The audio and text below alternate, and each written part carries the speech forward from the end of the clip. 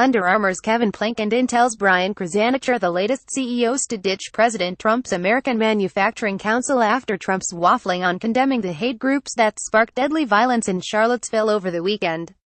Merck CEO Kenneth Frazier was the first to go, citing the need for American leaders to clearly reject expressions of hatred, bigotry and group supremacy.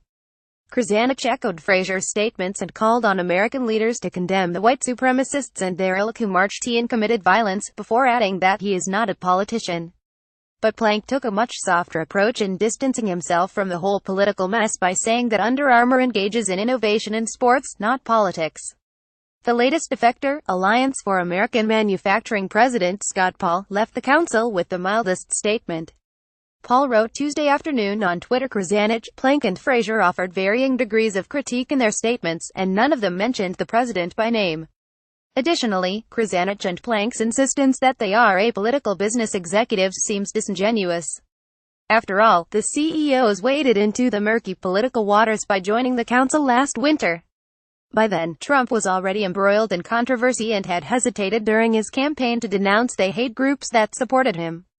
The CEOs stayed on the council after several others jumped ship in the wake of Trump's Muslim travel ban and again when he pulled out of the Paris Climate Agreement. Frazier, who offered the most forceful critique of Trump's handling of the events in Charlottesville, was swiftly rebuked by the president. Less than an hour after Frazier, who is African American, resigned from the council, Trump lambasted him in a tweet. A few hours later, Trump attacked Frazier again. Trump has yet to attack Krzanich and Plank. It is possible that the two CEOs took note of Trump's ire toward Frazier when drafting their statements and held back on criticizing the president directly. It is not hard to believe that the CEOs fear the venom of the president. Trump has openly bullied members of his own party, including Attorney General Jeff Sessions and Senate Majority Leader Mitch McConnell, Kentucky, for not living up to his expectations. Trump's inclination toward the public shaming of those who disappoint him seems to have had a chilling effect on business leaders. When the New York Times' Andrew Ross Sorkin asked one unnamed chief executive why he had not spoken out in support of Frazier and his stance on the president, the executive said, "Just look at what he did to Ken. I'm not sticking my head up." After Trump's tweets, several other executives came to Frazier's defense, expressing support for his decision to leave the council. Unilever CEO Paul Polman praised Frazier for displaying strong leadership and positive moral values. Others like Meg Whitman, CEO of Hewlett-Packard Enterprise, also praised Frazier. "I'm thankful we have business leaders such as Ken to remind America of its better angels," Whitman wrote on LinkedIn. Americans expect their political leaders to denounce white supremacists by name. Hate must not be given refuge in America. In February, Plank got a taste of how public statements about the president draw controversy. Under Armour boasts a diverse roster of spokespeople, including several high-profile black athletes, 2015 MVP and Golden State Warriors point guard Steph Curry, Carolina Panthers quarterback Cam Newton, and the first black principal ballerina for the American Ballet Theatre, Misty Copeland. After Plank called Trump a real asset to the nation when he joined the council, both Curry and Copeland spoke out against Plank's praise.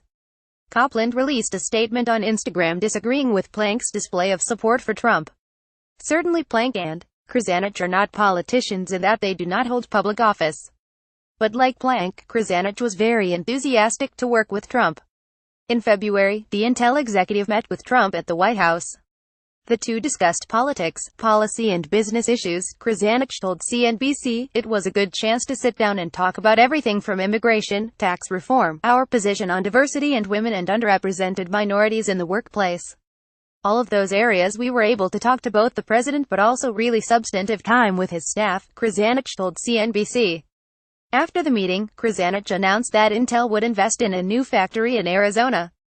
Bringing manufacturing back to the United States was a major campaign promise for Trump. In a statement to employees, Krzanich justified the new plant and his decision to make the announcement at the White House, noting that the current tax system puts U.S. manufacturers at a disadvantage. "That's why we support the administration's policies to level the global playing field and make U.S. manufacturing competitive worldwide through new regulatory standards and investment policies," he wrote. Government policies play a critical role in enabling and sustaining American-driven innovation. For Krzanich and Intel, business and politics were intertwined. Trump's decision to pull out of the Paris Accords was another pivotal moment for the business executives. Leaders from outside the council penned an open letter to the president urging him not to withdraw. Elon Musk, CEO of Tesla, resigned from the White House Business Advisory and Manufacturing Councils, and Robert Iger, CEO of Disney, resigned from the Business Council, citing their views on climate change.